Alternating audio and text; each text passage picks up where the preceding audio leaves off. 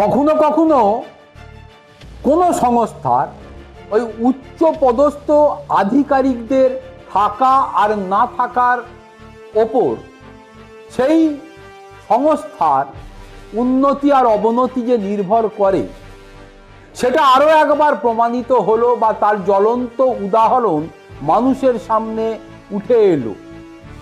এরা একটা বড় আপডেট শোনাবো আজ। একটি পদত্যাগ, একজন উচ্চ পদস্থ আধিকারিক তার নিজ পদ থেকে পদত্যাগ করলেন, আর তার জেরেই কি হলো না 9% শেয়ারের পতন হয়ে গেল। কয়েক ঘন্টায় মুছে গেল 1 লক্ষ কোটি টাকা। এইচডিএফসি ব্যাংকের বিনিয়োগকারীরা এখন অনেকেই মাথায় কপালে হাত চাপড়ে বসে আছে।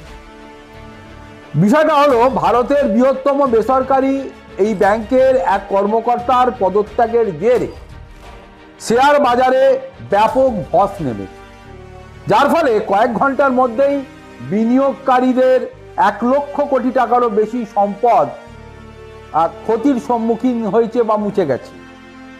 অতনু চক্রবর্তী এইচডিএফসি ব্যাংকের নন এক্সিকিউটিভ চেয়ারম্যান পদ থেকে সম্প্রতি পদত্যাগ করেছে।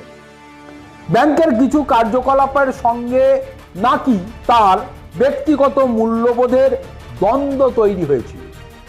নৈতিক উদ্বেগ প্রকাশ করে তিনি পদত্যাগ করেছেন বলে সম্প্রতি খবর উঠেছে, এবং এর পরেই বৃহস্পতিবার ব্যাংকটির যে শেয়ার, সেই শেয়ারের দর প্রায় 9% হঠাৎ করে কমে গেছে বা পড়ে গেছে।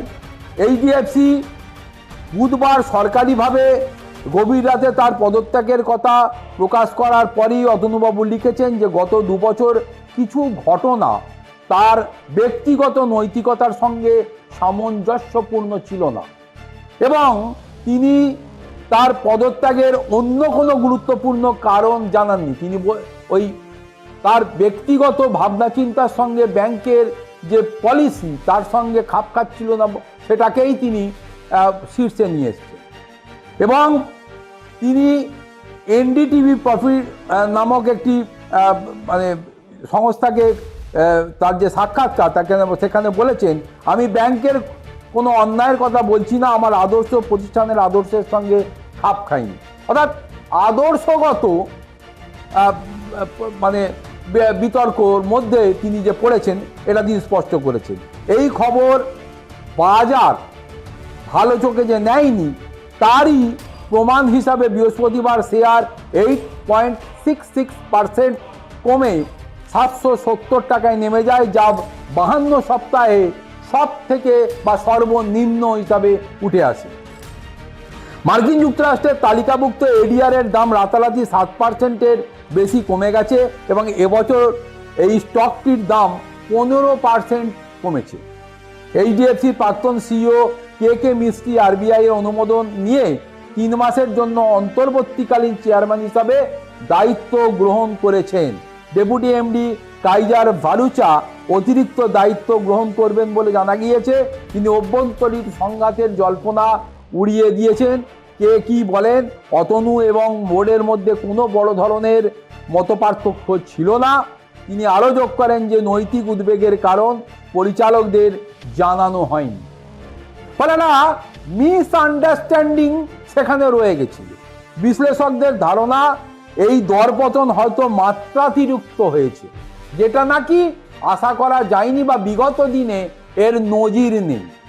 তবে এটি স্বল্প মেয়াদে প্রশাসনিক ব্যবস্থাপনার উদ্বেগকে চিহ্নিত করেছে।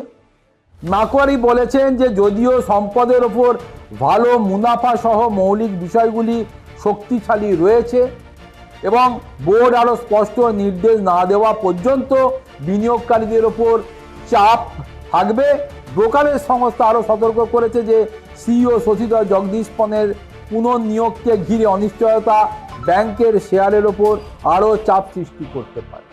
ফলে আশা আর আশঙ্কার মধ্যে এই ব্যাংকটি যে পড়েছে এবং এর যে শেয়ারের গ্রোথ বা ঊর্ধ্বমুখী যে বিষয়টা ছিল সেটা যে এই মুহূর্তে নিম্নমুখী এবং ক্ষতির সম্মুখীন হচ্ছে, এটা কিন্তু স্পষ্ট শেয়ার মার্কেটের ওই এজেন্ট থেকে শুরু করে ওই আধিকারিকরা এটা কিন্তু ঠারে ঠোরে সবাই বুঝতে পারছে।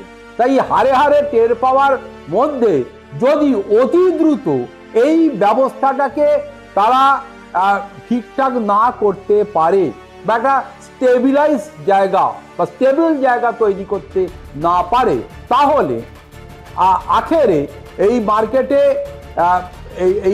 এই উল্লেখযোগ্য এই ব্যাংকটির যে অধঃপতন সেটা যে রোখা যাবে না, এটা মনে করছে ওয়াকিবহাল।